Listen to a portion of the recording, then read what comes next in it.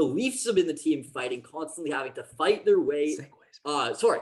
They've been up in games, and teams have fought their way back, and ultimately we've been failing to hold on to our leads, with a 3-1 lead being blown in their past 2 games, as well as a 4-1 lead being blown in the game before.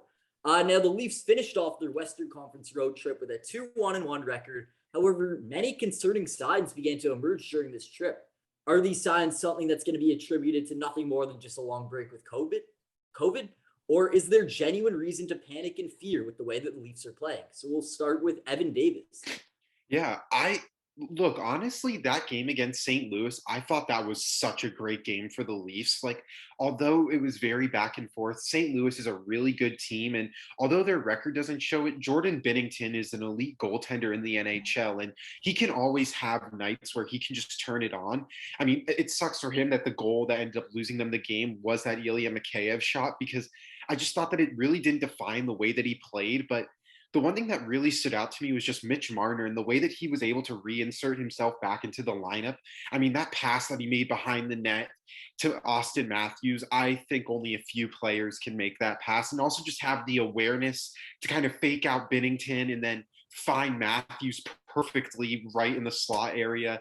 I thought that was great. And I was talking to Mario, he was saying like, oh, I should have bet on the Leafs. And I said, the one thing you don't do is bet on the Leafs, because they are so unpredictable.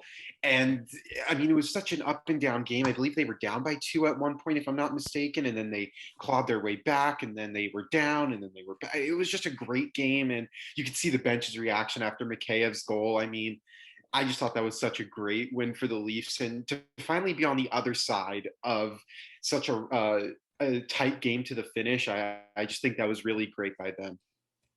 Well, interesting that you're going more with the positive side. Well, yes, I do agree with you. The fact that it was great that we ended up coming out on the winning side, which actually is something we have done for a lot of the year. We've had games where we've blown leads, but we have been able to get them back aside from one. We only have one loss in a game where we're going into the third with a lead.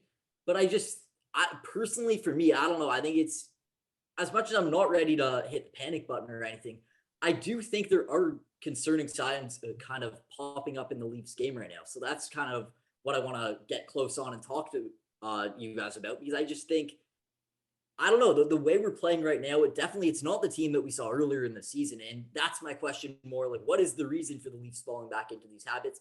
Is it as simple as just we missed a lot of time due to COVID? Or are there other concerning signs? So, Evan, you have something. Yeah, one more thing before you go to Mario and Adamo. I think the one issue as of late is that they're giving up too many goals. Like we've noticed in these last couple of games, they gave up 5, it was to St. Louis.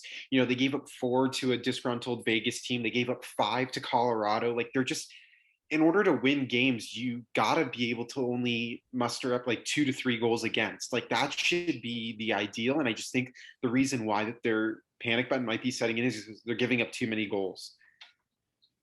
Yeah, and I think that's true as well. And as much as I don't put the blame on Jack Campbell for the game, no, that's just a whole defensive issue. I don't think it was a thing on Campbell, but I think absolutely the defense left him out to dry there, because there was multiple chances where, I know the first one for sure, it was Ryan O'Reilly in alone. Then they said multiple times where it was like we'd have a giveaway in our zone, and they'd be alone on Campbell. What's he supposed to do there? And I don't put the blame on him for letting in 5. But at the end of the day, I mean, we're definitely leaving our goalie out to dry more. We're not playing as strong of a defensive game, I'm finding, as maybe we were playing earlier in the season when we were very hot. And it's definitely started to show in our game that maybe we've loosened up a little bit, is what I'll say. So now I'll move on to Mario. Kind of, what are your thoughts? Is it something that it's a little bit of a game blip, like a few game blip, and we're going to get back into it? Or is it something that we have to kind of put the warning signs up a little bit and start fixing our game big time? Yeah, so I'm really tired of using excuses. I found this year, I don't think it's worthwhile. I think last year there were so many things that we were trying to excuse, and none of it happened because of our first round playoff exit. So I don't want to go the excuse route, saying COVID was it. Obviously plays a role, but it's not the way. It shouldn't result into a reason why they're playing like this. I think it's a lack of playing 60 minutes. It's I haven't seen them in quite a while right now. And obviously the COVID, the pause in the season is going to do that. But I haven't seen them play a full game where you're like, man, this team looks dangerous. I was watching, and this is going to be totally unrelated, but I was watching the Rams last night football, and I'm watching them and like, man, this team is like complete, dangerous. They're not letting the opposition. The Arizona Cardinals, give them credit, they're not a garbage team. They deserve to be in the playoffs. They're not good, but they're not ridiculous. They shouldn't be blown out like they were last night, but they took it to them. Like, this is what I want to see, more winning habits. I know we say it all year. It's going to come into almost everything I say because it should be. Every team, especially with Stanley Cup aspirations like the Leafs, should have winning habits. You're looking at a full 60 minutes. They have not played in quite a while. Look at the defensive efforts like you mentioned, Evan. So many goals. And if you watch the tapes, I've been watching a Vegas Leafs tape for forever because of our highlight package that we have to do for our program. But no, you watch those goals, the goals against in the Colorado game where they got outskilled. But look at all the space that other guys have. They're so open. There's so much places for them to move, so much place in front of the net. Like Jake Muzzin, I know he's out with the concussion now, but he has really struggled over this last stretch of games. Justin Hall, although he stepped it up a bit on the offensive side, defense is still a bit of a mess. I think this defensive core is a bit of a mess, and they need some help at the trade deadline. I don't think it's worth, to answer your question, Jared, obviously. I know I've been working around it a bit, but I don't think it's time to panic. I don't think I've ever seen a team try to panic after a win. That's where I found a little bit uneven, but definitely stuff that we shouldn't be doing is settling back in. And you have to be a little bit more hard on them if you're Keith. There has to be a lot more sort of the hard hand, the heavy hand. You can't be letting this stuff keep on happening, because if it does, 2 blown leads are going to turn to 3, 3 to 4, 4 to 5. Like, it's going to come and pile up so much that you're not going to have enough to do with. And you don't want to see them go into a situation like they were at the beginning of the year. That's number one that you do not want to do. So let's get it on them now. We were saying this last week too. Let's get on their butt now and start getting these problems, washing them out, because you can't be having this if you're a contending team. And it's getting a little bit ridiculous at this point.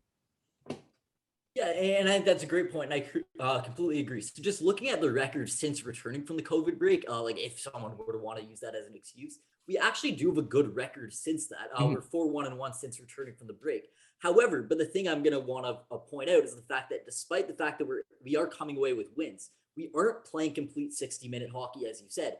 And I think it's definitely better to kind of get on them now and start figuring out how to get back to playing full hockey, because we were earlier in the season.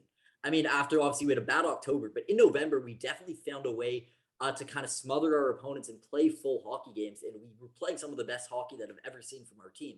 But now since returning from that long break, which obviously admittedly it got us kind of out of our groove, despite us having a good record, like we've definitely fallen back into our old habits. It's definitely not time to panic and worry. I don't agree there. I agree with you there, but I don't agree with the panic of the fan base. I think it's not time to panic. However, it's definitely time, like you said, to get Sheldon Keefe to kind of get the group back to being dialed in. Obviously, when you're going to have a break like that in the middle of the season, it's going to obviously disrupt your season a little bit. We're seeing that right now despite the fact that we're getting wins, we aren't playing perfect hockey right now. There's a long season ahead. I mean, we're less than halfway into the season. So like there's a lot of time left. Kind of everyone needs to get back dialed in, get their heads back in the game. A lot of time to go, but we need to figure out a way to play better, because the way we're playing right now, despite us getting the wins, I don't see us looking like a contender right now. I think in general, we are a contender. However, we aren't playing like one right now, and we definitely have a lot more to give, and I'm very excited to see us give that. So now on to Adamo. Kind of what are your thoughts on how we've played in the last few games, blowing a lot of leads, falling into old habits, just all that stuff? Well, you guys talk about the COVID break and how, the reason this isn't happening, or they're not playing well is because, they haven't played in a while. But I think we're dancing around it. You guys have all said it. It's the COVID break. It's the COVID break. The reason it was the COVID break is because they all had COVID. Yeah, COVID is a respiratory illness where you could tell, we're blowing leads because towards the end of the game, it doesn't look like these guys have conditioning. And like, it's hard. It's really, I know you don't want to make excuses for this Leafs team because they haven't earned the benefit of the doubt, but I think I've had COVID, but I haven't officially tested positive for COVID. And being sick knocks you on your ass. And the whole team had it, right? The whole team had it. Couples I have it right now. So I think that's partially the reason. I think the other reason we're seeing in the St. Louis game is Austin Matthews, although he had a power play goal and a primary assist, I think that was his worst defensive game. And I think we really felt it. And I know we said last time, Mitch Marner, his defensive impact is missing. It talks to the team. Mitch Marner isn't a Selke defensive winner, and he's not the number one center. The defensive impact of a winger versus the defensive impact of a center are 2 completely different things, especially your number one center. I think we really felt it. But speaking of Mitch Marner, I actually loved his game, and I think he had his best game of the season against St. Louis. I agree. And it's because not because he got 2 points, even though or if we go back to that power play episode where I said, hey, we should move Marner to behind the net, and would you look at where his assist came from? Yep. I think he played his best game because he wasn't doing the things that I don't like about Mitch Marner. He gave full defensive effort. He wasn't turning over the puck or doing stupid things with the puck. He wasn't forcing high danger passes that often lead to turnovers. He was being responsible. He had a nice shot. If he could do that more often, that'd be perfect. That's why Mitch Marner, that was his best game. That was unreal. And I think that's, if we can get that playoff Mitch Marner, this team can go far. This team could go so far. I was so impressed with Mitch Marner's effort that night. Yeah, and I agree. I think he had a phenomenal game, and I'm very surprised that it was you who were giving me the most positive answer. But yeah, I absolutely agree with what you're saying.